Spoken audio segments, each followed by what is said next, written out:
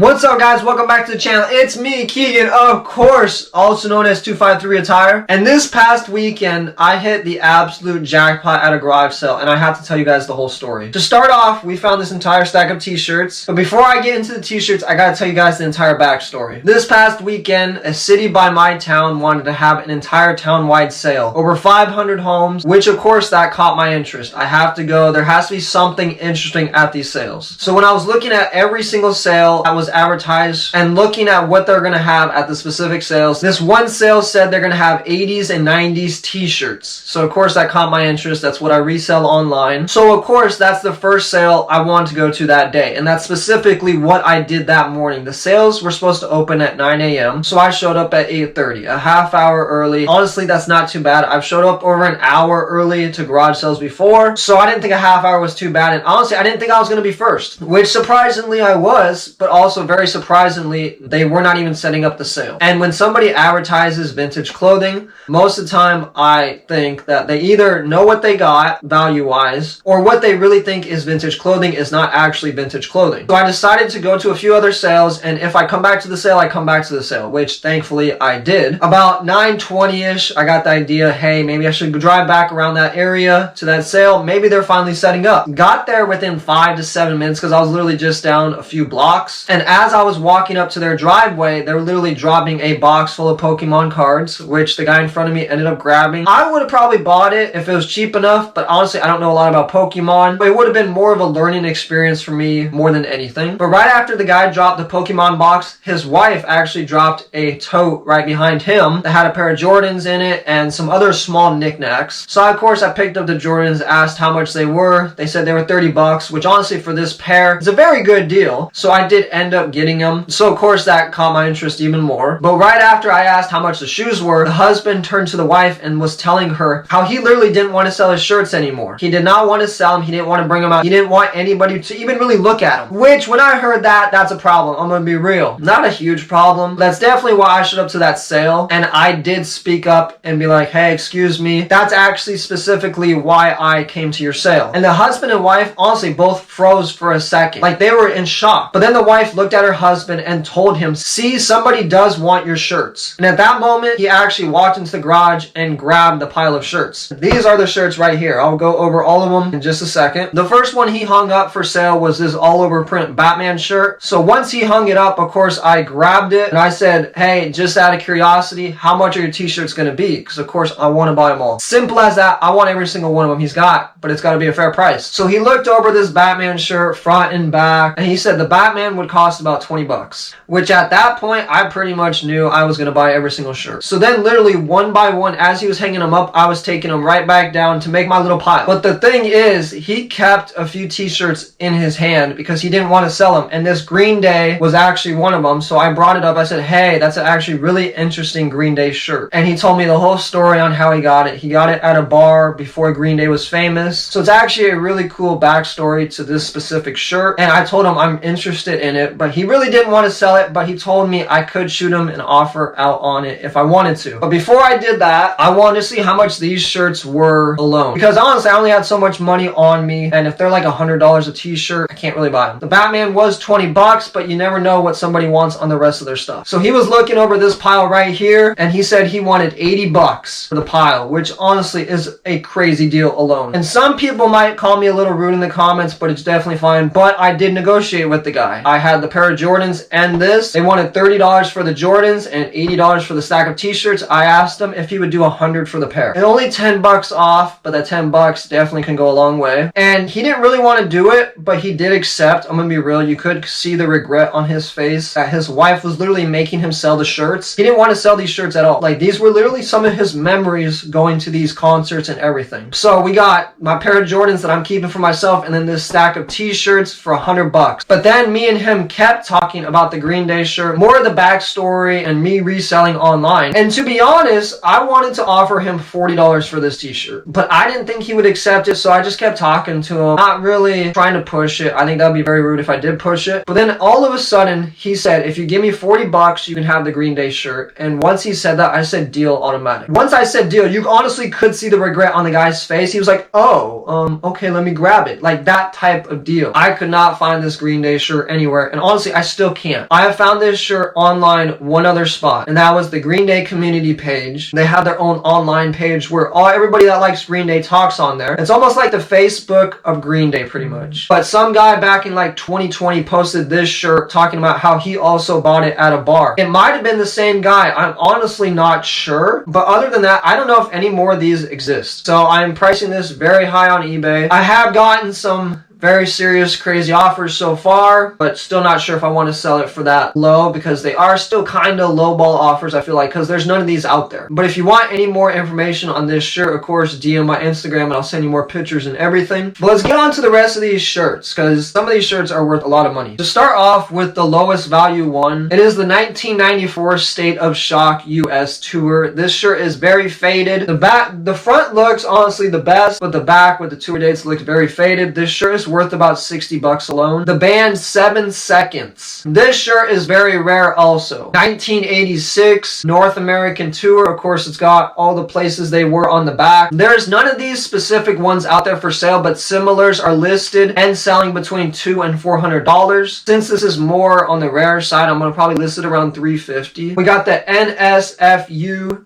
like zombie type t-shirt. Honestly, I didn't realize how valuable this t-shirt was until I looked it up. In horrible condition, very faded and everything. You can barely see the back. It sold for $150, I believe it was. So I'm definitely predicting this is easily over $200. This next shirt is definitely going to be controversial. And I honestly want to know what you guys think about these controversial band shirts down in the comments. So I would appreciate your guys' thoughts on this entire deal and specifically on this next shirt I'm going to show you. It is by the band The Exploited, Jesus is Dead t-shirt. When I was talking to the guy about this t-shirt, he said specifically he definitely knew he was going to offend some people when he was going to wear it out, which I can definitely see why. It's got the basic logo on the back, but this shirt is worth around $200. Again, let me know you guys' thoughts on this entire deal and this specific shirt down in the comments. We got a couple more shirts though. We got the 1989 Social Distortion skeleton t-shirt. This is the front and this is the back. This shirt's worth about $350 to $400 alone just because there's none out there. I honestly still find it crazy after about 2-3 years of selling clothing online how some of these pieces of clothes are worth. The second to last piece is the return of Social Distortion. Crazy skeleton looking like he's gonna take over the city or something. And of course we had the tour dates on the back. I believe this shirt was worth around $150-ish. And of course the last one, as you guys saw earlier, is the all over print Batman shirt. This is definitely one of my favorites from the haul. A very good job on this shirt. There's not this specific one on eBay right now, but similars looks like it's going for around $150. So that's the entire story on how I hit the vintage band t-shirt jackpot. Literally very blessed for that deal. Very thankful I had the opportunity first to get all of that. Who knows how much that Green Day is going to go for. But other than that, like and subscribe and I'm gone.